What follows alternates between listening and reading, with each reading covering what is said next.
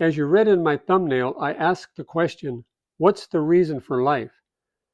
So when I ask this question, I fully understand that God has many purposes for our lives and gives us many gifts.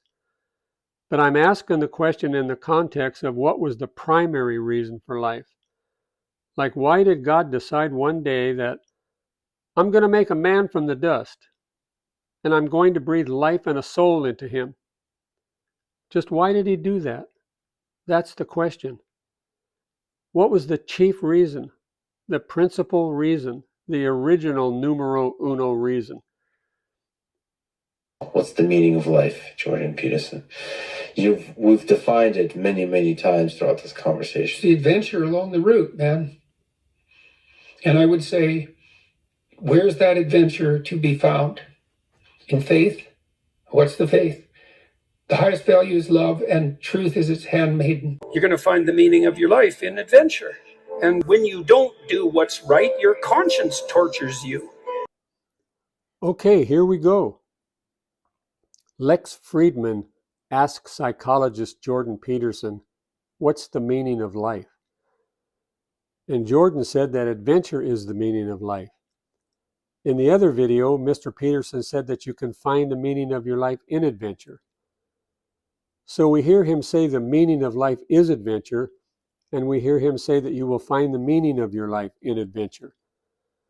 So it seems clear that in some contexts, adventure is his answer. I'll just say that while it's true that adventure can lift us up and give us great pleasure and satisfaction, a lot of other things in life can do exactly the same thing for us, but that doesn't make them the reason for life.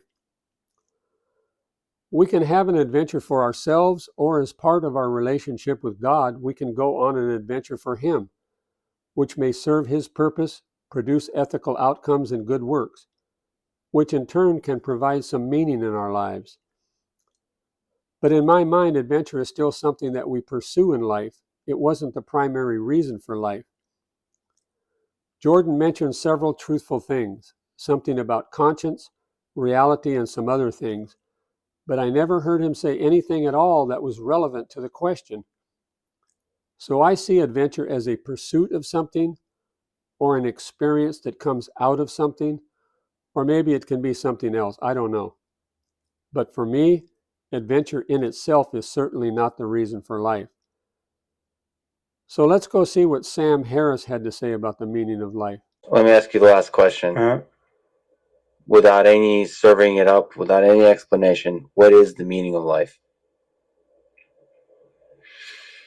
I think it is either the wrong question or that question is answered by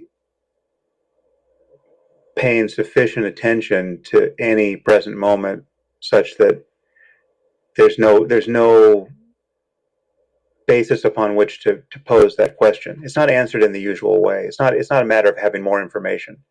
That the moment expands and becomes more diaphanous, and then there's no evidence that this isn't the best moment of your life.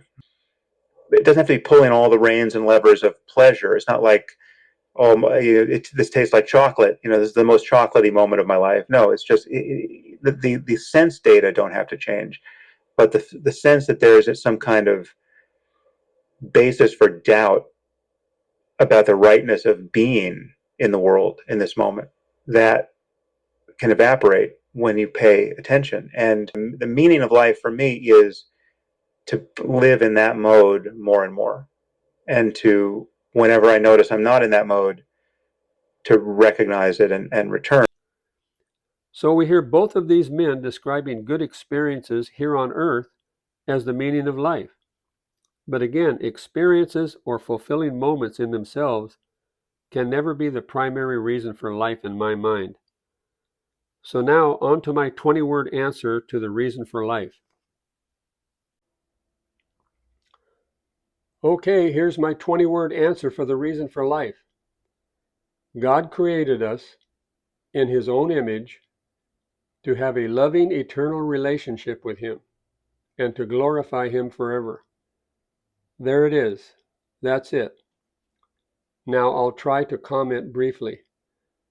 In order for us to understand the reason for life in this way, We need to at least try to understand a little about the magnitude of God's sovereignty, His holiness and glory.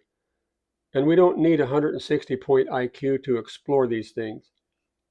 Just like with the simple concepts of grace and faith, it's possible for even young children to understand why they were created. The Bible tells us that God created the universe and everything in it for His glory. I'm not bringing to light a profound revelation here. This video is just a reminder of a simple truth that can be found throughout the Bible. Isaiah 43:7 says that we humans were created for His glory. And Romans 11:36 tells us that everything that exists was intended for His glory.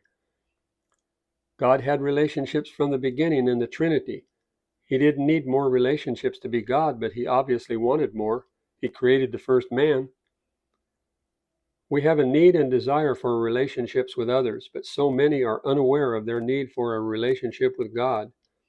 And we can read in John 3:16 to see just how much God valued that relationship with us.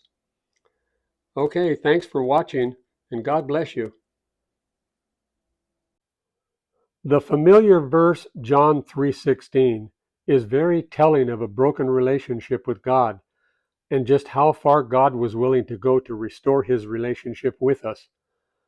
And Isaiah 43:7 declares that we humans were made for His glory.